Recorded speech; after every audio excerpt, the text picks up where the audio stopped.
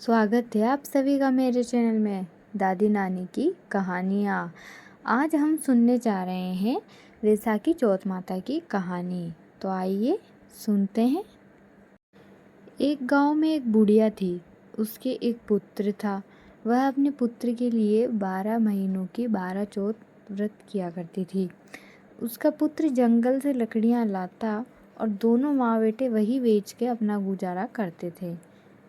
उन्हीं लकड़ियों में से बुढ़िया माई 2 लकड़ियाँ छुपा लेती और चौथ के दिन बेचकर सामान लेकर आती। फिर 5 लड्डू चूरमे के बनाती, एक चौथ माता को खिलाती, मतलब के भोग लगाती, एक अपने पुत्र को खिलाती, एक खुद खाती और 2 बांट देती। एक चौथ के दिन बुढ़िया माई का बेटा अपनी पड़ोसन के गया। उसने वहाँ चूरमा बना देखा तो उसने पड़ोसन से पूछा कि आज क्या है जो ये चूरमा बना रखा है। तभी पड़ोसन बोली कि मैंने तो आज ही चूरमा बनाया है, तुम्हारी माँ तो हर चौथ के दिन चूरमा बनाती है, क्यों तुम्हें नहीं खिलाया क्या? तो बेटे ने कहा कि नहीं, खिलाया तो है। बात सुन के पड़ोसन उसको उसकी माँ की सारी बातें बता देती है कि तुम्हारी माँ, तुम जो लकड़ियाँ लाते हो उसमें से 2 लकड़ियाँ बचाकर चौथ वाले दिन बेचकर सामान लेकर आती है और चूरमा बनाती है। ये बात सुनकर वो बुढ़िया माई का बेटा गुस्सा हो जाता है और अपनी माँ के पास जाता है और गुस्सा करके कहता है कि मैं तो इतनी मेहनत से ये लकड़ियाँ लेकर आता हूँ और तुम इन्हें चुपचाप से बेचकर चूरमा बनाती हो। या तो तुम मुझे ही चुन लो या चौथ माता को। तभी बुढ़िया माई ने कहा कि बेटा, मैं ये व्रत तेरे लिए ही तो करती हूँ। मैं तुझे छोड़ सकती हूँ पर चौथ माता को नहीं छोड़ सकती। ये बात सुन के बेटे ने घर छोड़ के जाने का फैसला कर लिया। वह घर से जाने लगा। तभी माँ ने कहा कि बेटा जा रहा है पर ये आखा लेता जा, चौथ माता के आखा लेता जा, ताकि तुझे कोई भी संकट या परेशानी आए तो तू इन आँखों को खुद पर पुआर कर चौथ माता का नाम ले लेना, संकट टल जाएगा। बेटे ने मन में सोचा कि वैसे तो ये सारी बातें झूठी हैं, पर फिर भी ले लेता हूँ। वह आँखा लेकर घर से निकल गया और थोड़ी ही दूर चला कि इतने में ही एक नदी आई।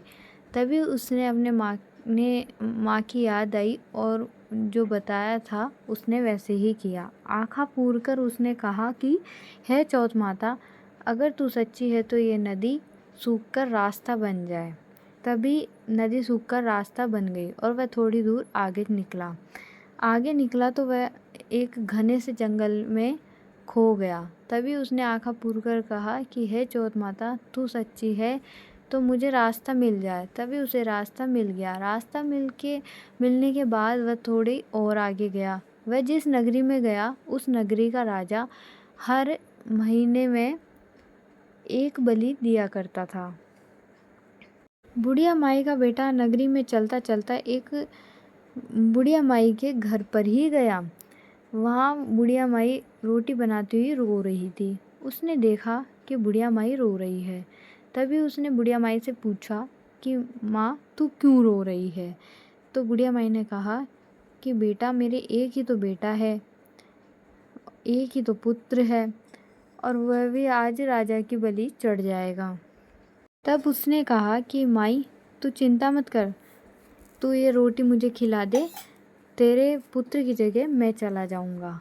माई ने बोला कि नहीं, मैं ऐसा नहीं कर सकती। मैं खाना तो तुझे खिला दूंगी पर मैं तेरी बलि नहीं दिलवा सकती। उस बेटे ने माई को समझाया तो वह मान गई। वह रोटी खाकर सोने लगा। तभी उसने कहा कि राजा का बुलावा आए तो मुझे जगा देना। आधी रात को राजा का बुलावा आया। बुढ़िया माई सोचने लगी कि मैं किसी और के पुत्र की बलि नहीं दिलवा सकती। तो बुढ़िया माई ने उसे उठाया भी नहीं था, लेकिन वह उठ गया। नींद खुलने के बाद वह बुढ़िया माई के पास गया और बुढ़िया माई से कहा कि मेरी पोटली और लाठी दोनों यहीं पर है। और ऐसा कहकर वह राजा के आदमियों के साथ चल दिया। राजा के आदमी उसे ले जाकर महल में कच्चे घड़े पकने वाले कुंड में चुनने लगते हैं। जब वह चुना जा रहा था तो उसने चौथ माता को याद करके आँखा फुआरा और कहा कि हे चौथ माता, जैसे 2 संकट टाले वैसे ये संकट भी तू ही मेटना। इतने में आवा पककर तैयार हो गया। फिर 2-3 दिन बाद बच्चे आवा के पास जाकर खेल रहे थे। बच्चों ने खेल-खेल में आवा पर कंकर मार दिया। तभी में से आवाज़ आई तो बच्चे दौड़कर राजा के आदमियों के पास गए और राजा के आदमियों को बताया कि आवा पककर तैयार हो गया है। राजा के आदमियों ने सोचा कि जो आवा 6 महीनों में तैयार होता है वह 2-3 दिन में ही कैसे तैयार हो गया।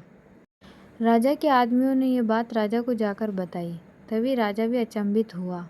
राजा और उसके आदमी जाकर देखने लगे। वह लोग देखते हैं तो क्या देखते हैं कि वहाँ के सारे बर्तन सोना चांदी के कलश हो गए हैं। राजा के आदमी उन बर्तनों को उतारने लगे। तभी अंदर से आवाज़ आई कि धीरे धीरे उतारना, अंदर मानस है। राजा ने सोचा कि आज से पहले ऐसे कभी आवाज़ नहीं आई। तो राजा ने पूछा कि तुम कौन हो? तो उसने जवाब दिया कि मैं वही हूँ जिसे आपने बलि पर चढ़ाया था 2-3 दिन पहले। तभी राजा के आदमियों ने देखा और उसे पूछताछ के लिए पकड़ के ले गए। पूछताछ करने पर राजा ने दोबारा पूछा कि तुम कौन हो और बच कैसे गए?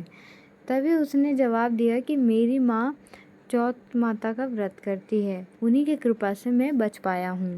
राजा ने ये सुनकर कहा कि ये सब झूठ है। मैं ये परीक्षा लेना चाहता हूँ कि अगर तुम्हारी चौथ माता सच्ची है तो तुम्हारी बांधी हुई बेड़ियाँ मेरे आ बंधेगी। तभी परीक्षा शुरू करी गई। तब राजा ने 2 घोड़े मंगवाए। एक पर राजा खुद बैठ गया और दूसरे पर उसे बिठवा दिया। राजा ने उसके हाथ पैरों पर जंजीरें भी डलवा दी और कहा कि अब अपन दोनों जंगल की ओर चलेंगे। यदि तुम्हारी बंधी भेड़िया मेरे आ बंधेगी तो तुम्हारी चौथ माता सच्ची है। थोड़ी ही दूर आगे जाकर राजा के हाथ पैरों में जंजीरें आ जकड़ी। फिर उस लड़के ने राजा को वापस से राजमहल पहुंचाया और जाने लगा। तभी राजा ने उसे रोक लिया और अपनी पुत्री का विवाह उसके साथ करने का सोच लिया। राजा अपनी पुत्री का विवाह उसके साथ कर देता है। के बाद राजा ने उसे उसी महल में रहने के सारे साधन उपलब्ध करा दिए। वह राजकाज में भी सहयोग करने लगा। कुछ महीनों बाद उसे अपने घर की याद आई। एक दिन मौसम बहुत ही खराब हो रखा था, बिजलियां भी कड़क रही थी। उसे अपनी माँ की याद आई और उसने अपनी पत्नी से कहा कि आज तो बिजलियां कुछ ज़्यादा ही कड़क रही है और ये मेरे गांव की ओर ही कड़क रही हैं। उसकी पत्नी ने पूछा कि आपके गांव भी है क्या? तभी उसने कहा कि हाँ, और उसने अपनी माँ के बारे में अपनी पत्नी को बताया। उन दोनों ने गांव जाने का विचार किया। अगले ही दिन सुबह वे गांव जाने के लिए रवानगी लेने लगे। राजा ने उन्हें बहुत सारा धन देकर विदा किया। दोनों चलते चलते गांव के पास ही पहुंचे कि लोगों को पता चल गया कि बुढ़िया माई का बेटा आ गया है। बुढ़िया माई से अब लकड़ियां तो कटती नहीं थी, इसीलिए वह गोबर के उपले बनाकर उन्हें बेचकर अपना जीवन यापन कर रही थी। बुढ़िया माई उपले बीन कर ला ही रही थी कि पड़ोसन ने बताया कि बुढ़िया माई अब तेरे बेटे बहू आ रहे हैं। बुढ़िया माई ने कहा कि मेरे नसीब में बेटे बहू कहाँ है? मेरा तो एक ही बेटा था, उसे भी तुमने लगा बुझा के निकाल दिया। पड़ोसन ने कहा कि मैं सच कह रही हूँ। इतने में ही बुढ़िया माई छत पर जाकर देखती है तो देखती है कि हाँ, सच में ही आ रहे हैं। फिर बेटे बहू घर आते हैं और बुढ़िया माई के पैर छूते हैं। बेटे ने बताया कि माँ, तेरे चौथ माता के प्रभाव से ही आज मैं जिंदा हूँ। बेटे ने ढिंडोरा पिटवा दिया कि कल मेरे घर पर सारे गांव का भोजन है। दूसरे ही दिन उसने गांव वालों को भोजन कराकर उन्हें कुछ उपहार भी दिए और कहा कि चौथ का व्रत किया करें, और सभी को चौथ माता की महिमा भी बताई। चौथ माता ने जैसे उस बुढ़िया माई और उसके बेटे पर कृपा करी, वैसे सभी पर ही कृपा करें।